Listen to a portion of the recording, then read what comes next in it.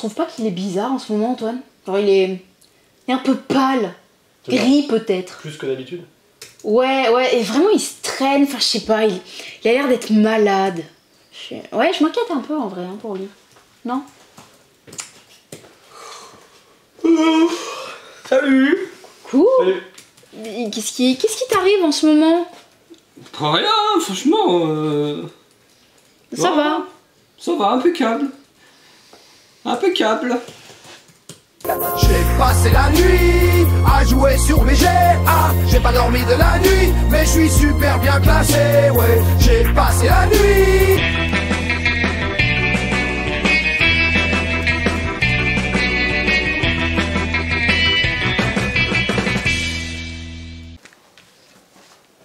Ça tourne là, oui. Ouais, t'es sûr. Bonjour, bonsoir, bonne joueuse, bienvenue dans cette vidéo du vendredi. Salut Antoine. Hello, bonjour. Quel petit coquin. On croyait qu'il était fatigué, en fait non, il a encore de la force pour faire des blagues de merde. Toujours. C'est toujours les soldes. On a ici encore une table de soldes, donc n'hésitez pas à venir si vous êtes sur Bordeaux pour profiter des soldes. Ça dure jusqu'au 23, c'est ça? Alice me dit oui de la tête. À la fin de cette vidéo, vous avez un focus sur Art Society qui nous a été envoyé par Neoludis de chez les Lucky Duck Games. Voilà, donc petit focus sur un super jeu qu'on attend avec impatience. Il y a actuellement à Parthenay le festival du Flip qui a eu lieu du coup du 10 jusqu'au 21. L'affiche est juste ici. Du 10 au 21, vous avez le Flip et j'y serai du 13 au 14, donc n'hésitez pas à passer me voir pour jouer à des protos qui ont l'air super bien, je l'espère.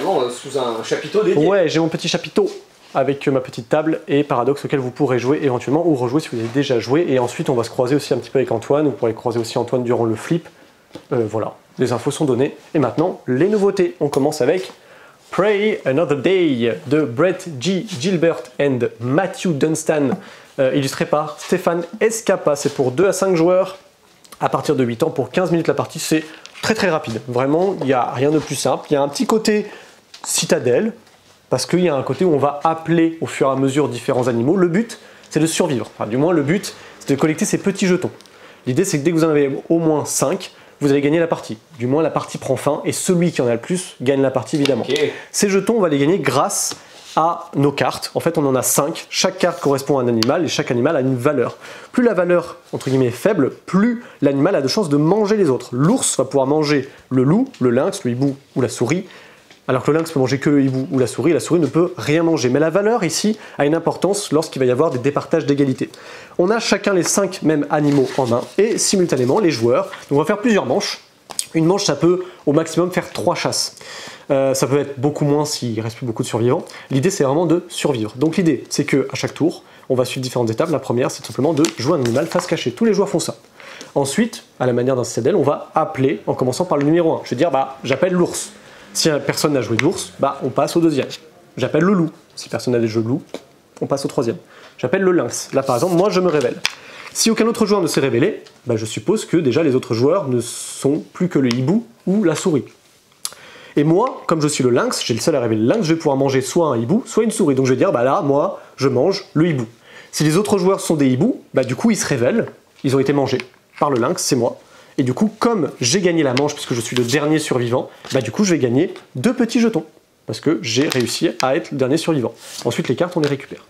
Admettons que j'avais joué lynx, au moment de dire lynx, on révèle tous des lynx. On est 3 joueurs autour de la table, on n'a que des lynx. Là, il y a égalité, on survit tous. Mais dans ce cas-là, on gagne qu'un seul jeton, chacun. Et on récupère les cartes. Il se peut parfois que, du coup, on ait révélé des choses et que, en fait, on reste toujours à égalité. Il n'y a toujours pas de... Il y a toujours des survivants, mais l'idée c'est qu'on va cumuler en fait des cartes.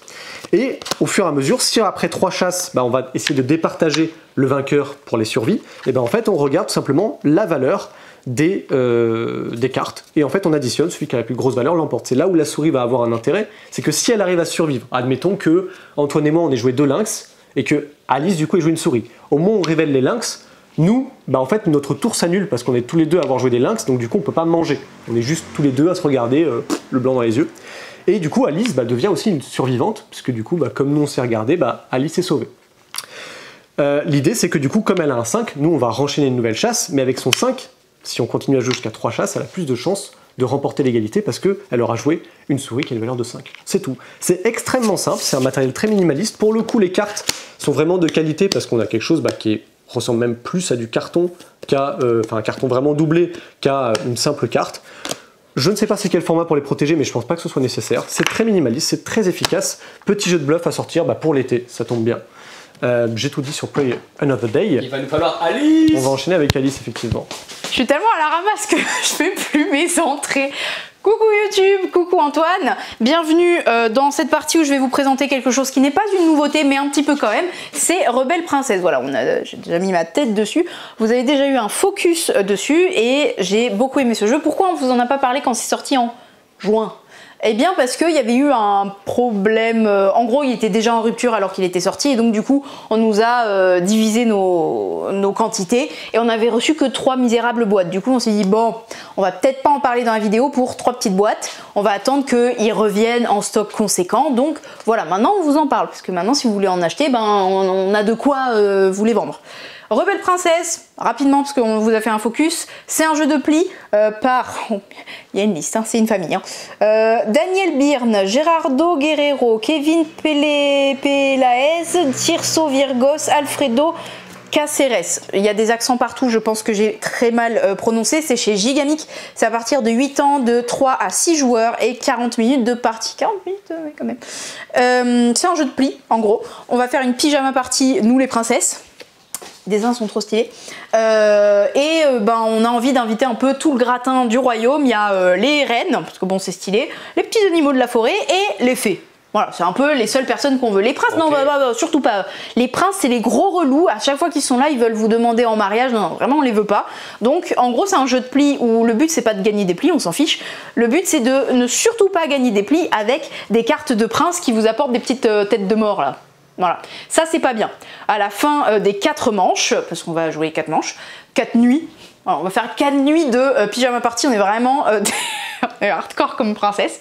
On va voir qui a récupéré le plus de têtes de mort, et c'est la perdante. Voilà, c'est tout. Il faut pas gagner de pli, rien du tout. Sinon, comment ça se passe? C'est un jeu de pli, on va distribuer les cartes, il y a 4 couleurs, avec des chiffres allant de, je crois, 1 à 8, je crois. Ou 12 peut-être, ça dépend du nombre de joueurs, voilà, c'est pour ça que j'ai pas retenu la valeur. Et donc à notre tour on va lancer le pli. On n'a juste pas au début le droit de lancer avec des princes, ils sont pas encore rentrés dans la fête. Et on va soit jouer dans la couleur imposée, soit si on n'a pas le choix parce qu'on n'a pas la bonne couleur, on pisse comme on dit, on met n'importe quoi d'autre. À la fin du tour, la personne qui a joué la plus haute valeur de la couleur qui avait été lancée remporte le pli.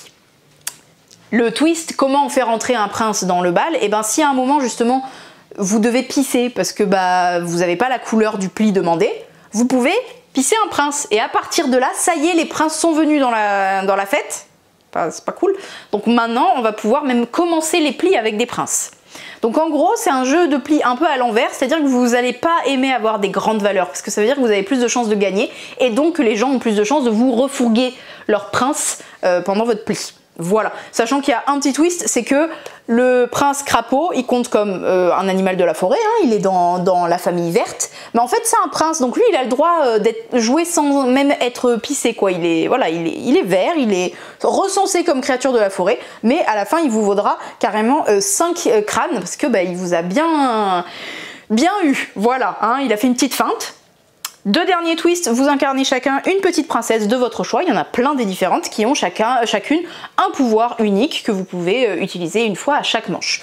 Et enfin, à chaque manche, vous aurez des événements qui seront aléatoires et secrets, qu'on va révéler, qui vont être des contraintes. Par exemple, vous devez jouer face cachée, vous allez les plus bas sont en fait les plus hautes valeurs, etc. etc.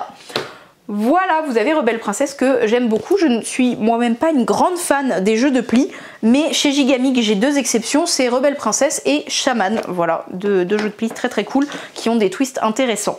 Normalement c'est à toi Antoine.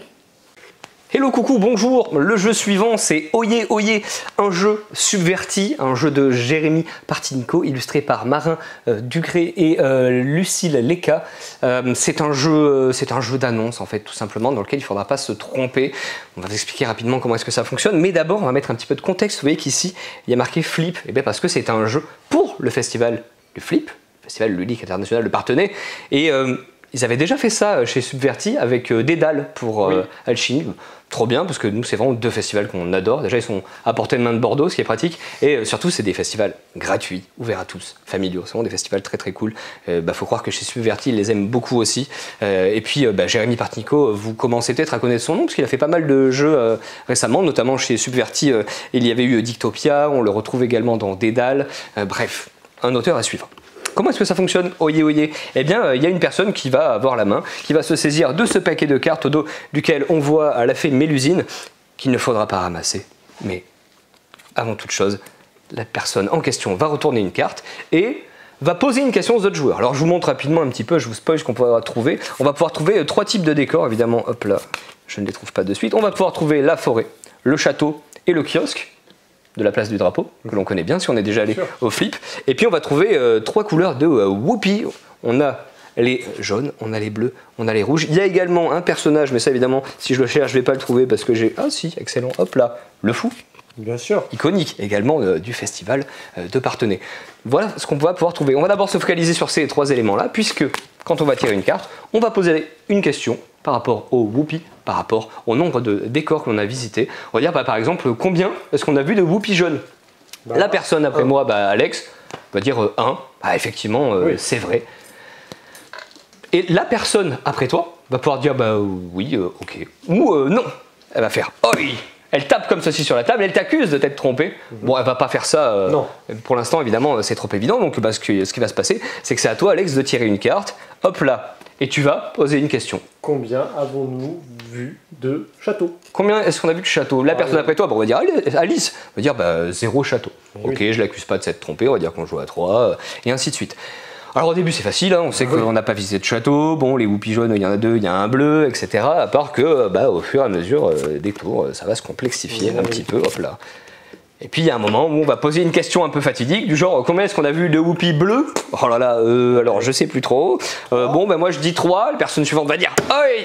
Pense qu'on se trompe, on va donc vérifier combien est-ce qu'il y a de Whoopi bleu. Non, il n'y en avait que 2. Alors avant de vérifier, ce qui est intéressant c'est que tous les autres joueurs, ils vont devoir prendre parti, dire moi je t'accuse de te tromper aussi, ou non, moi je pense que cette personne elle se trompe pas. Toutes les personnes qui se sont trompées, qui ont faux, vont se ramasser une carte Mélusine comme ceci. Lorsqu'une personne a 3 cartes Mélusine, c'est la fin de la partie, le but du jeu c'est d'en avoir le moins. Il y a un autre moyen de faire en sorte que l'on récupère des cartes, c'est lorsqu'on va tirer une carte du fou. Là, on se pose pas de questions. On tape sur la table en faisant oi. La dernière personne qui a tapé, va simplement se ramasser une carte. En général, c'est moi, cette personne, parce que je suis pas réactif. C'est aussi simple que ça. Oyez, oyez. Je trouve ça assez minimaliste dans sa formule, assez facile à expliquer, à jouer, puis c'est vraiment agréable de retrouver le kiosque, les Whoopi, le fou du festival de Parthenay. On va passer derrière le comptoir, parce que je crois qu'il y a plein de petites choses. Je suis là. Attends. Je te laisse mener la danse. Tu as l'air organisé. Oui, de retour en stock. Ça, voilà, la boîte d'initiation de D&D et l'un des meilleurs microgames de la gamme. Ça, c'est trop cool. Voilà, Revolver Noir. Donc, de retour en stock très attendu par le public, par nous, aussi par le public. Ensuite, je sens que je vais servir à rien du tout derrière le comptoir, mais je vais faire un peu comme ça potiche. C'est quoi? Moi j'ai juste vu que c'était un plateau. Okay. Hein. Ça marche. Écoute, je savais pas qu'on l'avait reçu, donc je suis bien content de le constater. Le nouveau plateau, le 166. Et puis voilà, je brode en lisant ce qui a marqué dessus, évidemment. C'est un goodie. On a un goodie, pourquoi? Je ne sais pas. On va le découvrir. C'est marqué normalement. Pour Room 25 Double Rush. Alors ça c'est trop cool parce que c'est le Room 25 des microgames, tout à fait. Et la fabrique à rêve. Okay. Ah oui, de chez Funny Fox. Bon, je sais pas, je l'ai pas lu, je savais même pas qu'on l'avait reçu. De toute manière, peu importe, parce que c'est toujours méga intéressant à lire. Je trouve qu'il y a toujours des choses intéressantes à lire. Est-ce que ce serait pas Anthony Perron, ça? Mais oui, c'est Anthony Perron. Je l'ai reconnu. Qu'est-ce qu'on a d'autre à l'intérieur? Il y a un thème de cache-cache, 1, 2, 3, faufile-toi. Demandez-moi à la boutique, parce qu'en général, le midi, j'aime bien le lire. Bref, voilà, je brode complètement. On l'a reçu? J'aurais tout autant brodé, ne t'en fais pas. C'est parfait. Extension Happy Little Dinosaur. Danger droit devant. Alors en vrai c'est surtout pour rajouter 2 nouveaux dinos. Il y a quand même 3 nouveautés de jeu. En gros des petits pions attention. Je sais pas si vous voyez là. Déjà il y a les 2 nouveaux dinos qui sont Ankylosaure tranquille. Je sais pas c'est lequel derrière mais ça a l'air drôle. Du coup il y a des cartes jour de chance maintenant qui peuvent éviter les catastrophes. Et c'est à peu près tout. Voilà vous avez donc les nouvelles cartes. Hein. Vous avez quand même 50 nouvelles cartes, hein, voilà. C'est pas et des cartes danger, donc c'est pas juste 2 nouveaux persos. Et enfin, pardon, j'ai peut-être rigolé très fort dans le micro, mais en fait je fais la présentation JDR que quand c'est sur des licences que j'aime. La dernière fois que j'ai fait une présentation c'était sur le JDR Cowboy Bebop, et maintenant c'est sur le JDR Avatar, le dernier maître de l'air.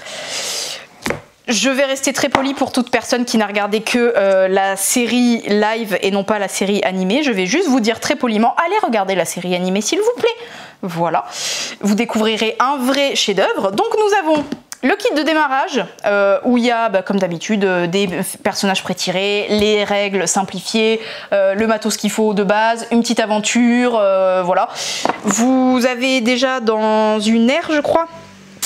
C'est dans l'ère, il me semble, de Aang. Ah oui, c'est ça. C'est il y a Korra et Aang, c'est ça. Il y a 2 scénars, Korra et Aang. Voilà. Parce que pour ceux qui s'y connaissent un peu en Avatar, et même pour ceux qui s'y connaissent pas, c'est un univers très très beau, inspiré de beaucoup de spiritualité, shintoïste, bouddhiste, etc. Un monde où il y a des benders qui sont en gros des magiciens des éléments. Voilà, il y a des maîtres de l'air, de l'eau, de la terre et du feu, merci. Et il y a des avatars qui sont des personnes surpuissantes en gros qui contrôlent les 4 éléments et qui sont là pour être les garants de l'équilibre. À chaque génération il y a un avatar, donc dès qu'il y en a un qui meurt il y a un nouveau qui s'incarne, etc., etc. Donc de base on suit Aang qui est un avatar de l'air, et après dans la série d'après on suit Korra qui est l'avatar juste après de l'eau, mais il y a d'autres avatars forcément avant. Et ben le jeu vous permet de jouer dans 5 airs, c'est ça. Il y a l'ère de Kyoshi, donc l'avatar de la Terre, où et chaque ère a vraiment ses problèmes géopolitiques, sa géographie aussi importante, ses coutumes, etc. Donc Kyoshi c'est plutôt crime, voilà, politiquement c'est vraiment pas stable, donc c'est plus du combat. On a Roku qui est plus une ère de stratège, diplomatie, etc. Donc ça c'était l'avatar du feu. Ensuite on a la guerre de 100 ans, donc ce qui se passe juste avant Aang, là pendant la période pendant qu'il n'est pas là, quoi, ce qui est juste avant la série, où la nation du feu prend le dessus. C'est aucun spoil, c'est le début de la série, vous en faites pas. Ensuite vous pouvez jouer aussi dans l'ère de Aang, et vous pouvez enfin jouer dans l'ère de Korra, qui est plutôt une ère prospère, voilà, où il y a le développement de la technologie. Voilà. Si vous aimez le steampunk, c'est plus à ce moment-là. Donc du coup, ce qui est intéressant, c'est que déjà, vous avez en gros 5 jeux dans un JDR. Vous avez 5 univers, 5 jeux totalement différents. Vous pouvez incarner et des benders et des gens normaux, mais vous avez chacun des techniques très spécifiques. Vous pouvez quand même être des spécialistes des arts martiaux sans faire des éclairs avec vos doigts. Voilà. On a donc le jeu de base, ici on a l'écran du maître du jeu, on a déjà un recueil d'aventures, et donc comme je vous disais, la boîte de base, on a un magnifique set de dés. Ça reste des D6 mais un peu stylisé avec les faces des différentes nations et peuples. Voilà. On a vu d'ailleurs dans le système, c'était pas très compliqué. Attends, j'ai parlé que de l'univers. Cette description est complètement scriptée, monsieur. D'accord, très bien, autant pour moi. C'est comme pour Cowboy Bebop, je passe 1000 ans sur le scénar, enfin sur l'univers, et après le système. Alors j'ai appris que le système de 2D6 s'appelle le système Apocalypse. Oui, tout à fait. Voilà. Donc c'est un système Apocalypse où vous lancez juste 2D6 et plus tout autre modificateur, genre vos caracs, vos objets, je sais pas, vos améliorations. Et il faut faire 10, c'est ça, pour réussir. Oui, basiquement c'est ça. Le système Apocalypse a subi tout un tas de variations. Les gens se l'approprient un petit peu, mais basiquement c'est ça. En gros c'est ça. Et donc du coup, ce système très simple laisse énormément la place à la narration, la créativité, etc., etc. Donc vous allez plus faire du roleplay dans ce genre d'univers et de jeu de rôle. On a en gros 4 caracs, c'est la créativité, la concentration, l'harmonie et la passion, mais on a aussi l'équilibre spirituel qui fait, ça permet quand vous faites vraiment des scènes très en harmonie, etc., avec vos valeurs, vous avez, de ce que j'ai compris, des pouvoirs un peu pétés, quoi, qui peuvent se déclencher. Et vous allez créer vos personnages plutôt par archétype, pas juste ah bah moi c'est un maître de l'eau. S'en fiche, vous pouvez être un maître de l'eau ou un maître shintoïste, vous allez plutôt créer votre archétype d'abord. Je sais pas, est-ce que c'est un idéaliste, un prodige, un téméraire, etc. Ce qui est très cool aussi, c'est que vous allez d'abord créer le groupe avant de créer votre personnage ensemble avec le MJ ou que le MJ a son choix. Vous allez choisir dans quelle époque vous allez jouer, quels seront les principaux ennemis, les enjeux, etc. Vous le décidez normalement ensemble. Après, bon, le MJ peut le faire tout seul aussi, c'est possible. Et enfin, vous allez en fait faire un épisode pilote, voilà, un épisode avant le début de votre série, ensemble, pour vraiment jouer pourquoi vos personnages sont ensemble. C'est vraiment la cohésion du groupe qui est très importante, comme dans les 2 séries, que ce soit Avatar ou Korra. Les 2, c'est vraiment des histoires sur des groupes d'amis qui ont une belle cohésion, plus ou moins, enfin avec tous les enjeux de ce que c'est d'être amis, quoi. Voilà, j'ai beaucoup parlé, mais encore une fois, c'est des jeux de rôle qui m'enjaillent de fou et j'ai très hâte de jouer dans cet univers. Voilà. Est-ce que tu vas les acheter? Tu vas nous me jeter tout ça? Rien du tout. Moi, j'ai joué à une bender de l'air ou du feu. Il veut me piquer le feu, lui. Bon, bref, dites-nous en commentaire pour ceux qui s'y connaissent de quelle nation vous verrez bien. Voilà, si ça, vous êtes intéressant. Du feu, de l'air, etc. Pour ceux qui s'y connaissent, quel personnage vous êtes. D'autres nations que le feu. Alors, j'adore la nation du feu, mais bon, à un moment, les nomades de l'air, excuse-moi. Voilà, n'hésitez pas en commentaire. Moi, j'aime bien savoir qui aime quelle nation, quel personnage et tout. Je parlerai avec vous, il n'y a pas de souci. Sur ce, on se retrouve pour le focus, j'imagine. C'est Je crois que parti. c'est ça.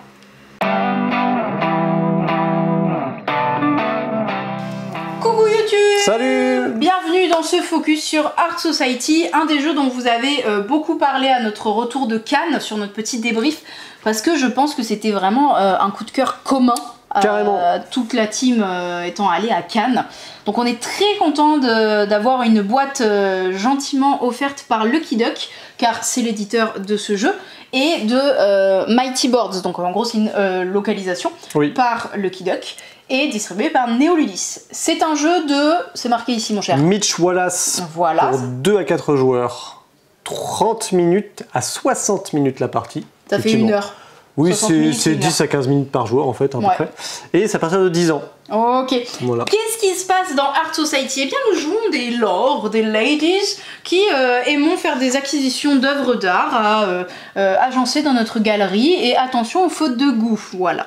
Nous allons donc prendre part à des enchères pour récupérer des tableaux à mettre chez nous. Oui. Donc chacun aura son petit plateau de chez lui avec un magnifique assistant. Ici, on a pris l'assistant majordome Alfred. Très clairement, on dirait Alfred. Il y en a d'autres, hein, c'était juste pour le fun à côté. Vous avez votre petit assistant, ça ne change rien au jeu. Et vous avez ici le plateau de musée, parce qu'en gros, ce que nous, on n'acquiert pas au fur et à mesure des enchères, c'est le musée qui l'acquiert, ce qui va un peu influer sur la bourse en fait finalement, donc ça fait un truc très très vivant et dynamique où le jeu va changer au fur et à mesure de quel type de tableau sera le plus rentable à la fin, parce que le musée l'a rendu un peu famous, quoi. Comment ça va se passer? Eh bien on va chacun avoir des petites... comment on appelle ça en vrai? Des pancartes? Ouais, des petites pancartes. Je crois qu'il y a un vrai terme, mais on s'y connaît pas en enchères de nobles.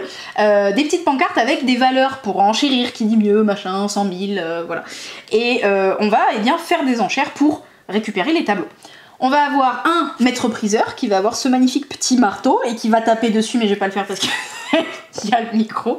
Et c'est lui qui va choisir des tuiles qui sont là-dedans. C'est hyper bien rangé, hein. Vous voyez là, c'est par numéro, ça va être important, et par forme. Donc, il va choisir autant de tuiles de tableau du coup que de joueurs, plus un. Ok, donc il va les prendre, il va pas les retourner. Hop, on va faire ça. Au début, je vous conseille de prendre les grands tableaux. En fait, on choisit essentiellement là pour la place que ça prend en fait. Ouais, les grands tableaux, enfin voilà, quelle forme et taille ça vous voulez. Vous pouvez prendre plusieurs fois du même type, il n'y a pas de souci. Et une fois que vous avez récupéré les tableaux qui vous intéressent, vous allez les classer visuellement. Hop, voilà, là je sais que j'ai pris un valeur 5, je le classe devant le 5, hop, 8, c'est un 8 qui est là. 8, et 9. Ouais. Ok. Les tableaux vont avoir 2 critères qui sont les types de cadres. On a des dorés, avec des coquillages. C'est vraiment de mauvais goût par contre je trouve, mais bon, c'est pas très grave. Et des types des genres de tableaux. Donc on a les paysages urbains, les paysages de nature, on a les portraits, on a les natures mortes. Et je crois que c'est tout. Moi, il y en a 4. Ouais. Donc voilà. Vous allez donc enchérir secrètement, une fois qu'on a dévoilé les tableaux. On met notre petite pancarte et on révèle. La plus haute valeur, classiquement, se sert en premier, puis après dans l'ordre de l'argent que vous avez misé. Exactement. Hein, n'est-ce pas? Donc on se sert, on va le mettre sur notre petit plateau, etc. etc. Là, le tableau qui n'a pas été pris, donc le musée le récupère, ce qui va faire augmenter la catégorie en fait du tableau. Le prestige, voilà. Qui va faire augmenter le prestige du type qui n'a pas été récupéré. Là, on n'a pas récupéré la nature morte. Donc du coup, la nature morte va monter en bourse. Et en fait, elle monte d'autant que la valeur délaissée, quoi. Donc là, c'est 8. Voilà.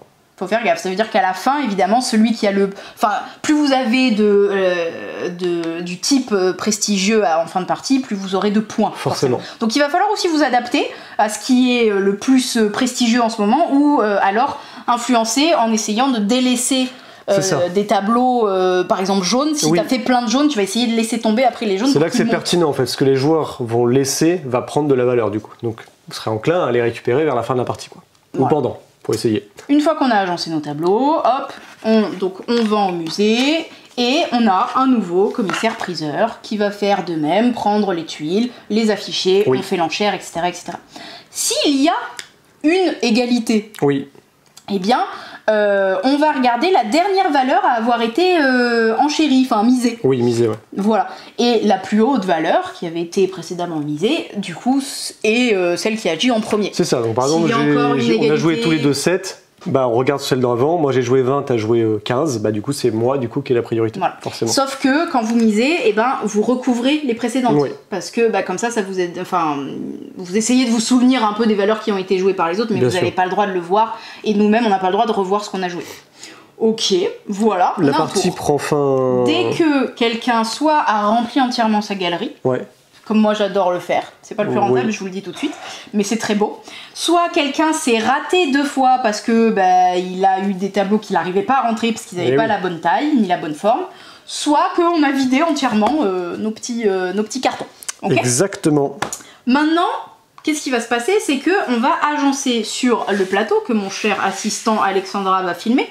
Donc on commence toujours avec un tableau de différents types chacun, qu'on va placer sur au moins une des 2 étoiles, donc comme ça, comme ça, comme ça, comme ça ou comme ça. Et les tableaux qu'on va récupérer, on doit forcément, déjà première règle, les mettre adjacents, déjà posés. Adjacents orthogonalement, ça c'est pas possible. Ça oui, et vous voyez comment c'est bien calculé, vous avez les petites encoches pour vous dire qu'à chaque fois, ça doit se mettre ici. Vous voyez, je peux pas faire ça, je vais le mettre là, hop, magnifique. Ok, première chose, je peux gagner des petites décos. Oh, Antoine, c'est bon. Quand Antoine me les avait pas sortis, j'allais péter un peu. Qui sont des choses comme ceci, qui ont différentes formes et tailles, qui sont des trucs qui vont me rapporter des points en nombre de petits écussons en fin de partie, mais qui aussi sont des petits jokers, on va dire, pour nous permettre d'un peu compléter les trous. Oui, ça c'est même plus petit qu'un tableau, donc ça, en général, ça permet de combler les trous, effectivement. Voilà. Et ça, je vais le faire si j'arrive à connecter des tableaux de même cadre. Oui. Ok, donc là, j'ai fait une connexion avec celui que j'avais précédemment posé, donc j'aurai le droit à un truc avec un écusson. Si plus tard, j'arrive à faire un truc... Hop, imaginons j'avais pas fait ça, hop, comme ça, je connecte celui-là avec 2 tableaux de même cadre, et donc j'ai le droit à une connexion de 2. Et je la place. Sachant qu'il existe toujours la connexion verticale et horizontale en fait. Évidemment. Oui, tout à fait, tout à fait, tout à fait. Sachant que ce que j'ai fait là, bien évidemment, c'est interdit. Et c'est un peu bizarre quand même de mettre un tableau qui sort de ma galerie, hein, voilà. Donc ça déjà c'est interdit, donc là déjà quand j'ai mis ça là, je me suis un petit peu fait de moi-même. Ok. On va continuer à faire ça. Sachant que quelque chose par contre qui est vraiment de très mauvais goût, c'est de mettre adjacent 2 tableaux de même type. Donc là j'ai mis 2 tableaux de paysages urbains côte à côte. En fin de partie, ces 2 tableaux ne seront pas du tout scorés, du tout. Si j'en mets un énième de ce même type côte à côte, évidemment là je vais en chercher, je n'en trouverai pas. Ah si, du premier coup. Hop, si je fais ça, je suis très très nuls. J'ai ce tableau, ce tableau, ce tableau qui ne scoreront pas. Donc évitez de faire ça. C'est ça les tableaux en cadre de coquillage dont je vous parlais qui sont vraiment très très moches. Bon bref. Donc voilà, en gros vous avez quelques contraintes. C'est adjacent, orthogonalement, à un précédemment posé, qui ne dépasse pas du cadre. Et attention à la faute de goût. Alors techniquement vous avez le droit, mais c'est très nul. Voilà, de mettre le même type côte à côte. Par contre, les mêmes cadres, c'est de bon goût. Voilà, faire une zone de cadre doré, c'est cool. On a ici la ligne de vue. Les tableaux, c'est un peu comme en merch en vente, les tableaux qui sont au moins un petit peu dans la ligne de vue vont en fin de partie scorer par rapport au type de tableau qui aura été le plus prestigieux. Oui, parce que plus le prestige monte, à la fin de la partie, on fait le classement. Donc mettons, si effectivement le rouge avait le moins de prestige, il partirait en première position. Et donc vous voyez que c'est x2. Donc tous vos tableaux rouges en fin de partie vous font x2. Voilà. x2, exactement. Et donc après, du coup, vous voyez là, c'était le jaune le plus prestigieux. Donc du coup, ça fait 5 points par tableau jaune que vous avez. Exactement. Plus 3 si vous avez des tableaux jaunes qui sont dans votre ligne de vue. Ouais, donc c'est pas mal. Hein. Voilà. Plutôt rentable. Et dernier truc pour la comptabilisation des points, attention les petits coins, c'est très moche si vous les laissez vides, donc ça vous fait moins 2 points par petit coin non rempli. Oui, il faut éviter ça. Ok. Vous avez, comme je vous ai dit, Alfred ou autre sur les autres plateaux. Lui, c'est votre assistant, vous pouvez lui refourguer n'importe quel tableau. Alors oui, lui c'est un peu moche parce que ça dépasse, mais techniquement il a le droit quand même de le porter. Et en gros, c'est pour l'instant, il vous arrange pas ce tableau, donc il vous le garde. Vous pourrez le replacer plus tard quand vous voulez, en plus du tableau que vous récupérez à ce tour-là. Bien sûr. Sinon, hop, je récupère celui-là. J'ai le droit en même temps de me dire ah ben parfait, je vais mettre lui, ça va m'arranger. C'est pas fou. Non, c'est pas fou du tout, mais c'est pas grave. On va dire que ça faisait bien. Et dernier truc hyper intéressant, c'est que les tableaux qu'on n'acquiert pas, on vous a dit, ils vont chez le musée là-bas. Oui. Et bien à votre tour, si vous ne pouvez ou ne voulez pas acquérir les tableaux mis en enchère, vous avez le droit d'en choisir un dans les enchères et l'échanger avec un qui est du même type du musée. Donc lui, c'était le seul que je pouvais prendre ou voilà qui m'intéressait à moitié en fait dans les enchères. Pourquoi je le prends? Parce qu'en fait, je veux celui-là. Et lui, il remplit bien mes objectifs.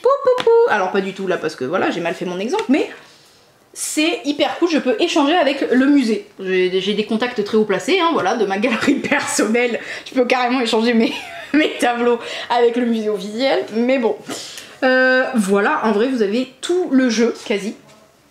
Alors là, on revient à ce plan-là. Et vraiment, c'est hyper bien parce qu'on peut vraiment se raconter des histoires. Oui. Moi, à la fin, j'avais une galerie d'art, mon gars. Elle était trop belle.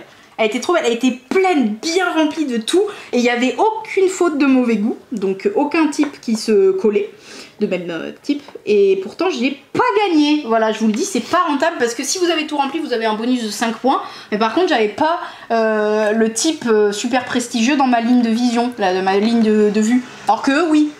Éclaté. En fait, le jeu coche beaucoup de points importants dans un jeu de société. Déjà, c'est que c'est pas très long par rapport à la réflexion que ça demande. Ensuite, il y a un jeu qui se déroule en simultané pour la phase d'enchère où on choisit parmi nos 20 cartes laquelle on va mettre face cachée. Et du coup, au fur et à mesure, on va perdre des valeurs. Donc, choisissez judicieusement vos cartes. Il y a un côté très satisfaisant à compléter, évidemment, son plateau. Ça, c'est vraiment génial. Les connexions de cadres permettent d'aller récupérer des éléments qui permettent de juste positionner ce qu'il faut pour gagner des points et surtout pour ne pas en perdre en fin de partie. Et en plus de ça, en termes d'édition, là, ça, c'est très propre parce qu'en fait, on a des emplacements prévus dans la boîte. Donc, une fois qu'on a tout dépunché, ce que tu avais pris plaisir à faire, et ben, on a tout rangé.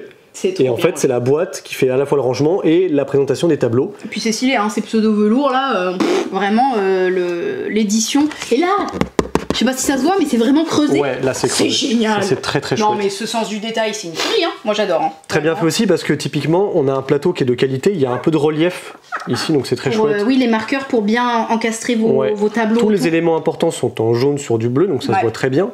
Et ça reste dissimulé pour pas assombrir trop la thématique. Donc la thématique est présente sans enlever les points importants pour le calcul de points et la disposition des tableaux. Donc typiquement ça, vous ne pourrez pas les protéger hein, évidemment, mais c'est pas besoin parce qu'en fait on les mélange pas. Non. On les donne aux joueurs et ils choisissent. Oui, ils choisissent comme une main de pioche quoi. Hein. Donc ce qu'il fallait en fait en termes de matos, c'était surtout les plateaux joueurs et les tuiles, qu'elles soient de bonne qualité, qu'on puisse les manipuler, etc. Et c'est vraiment, enfin, ça ça donne beaucoup de points positifs au jeu finalement.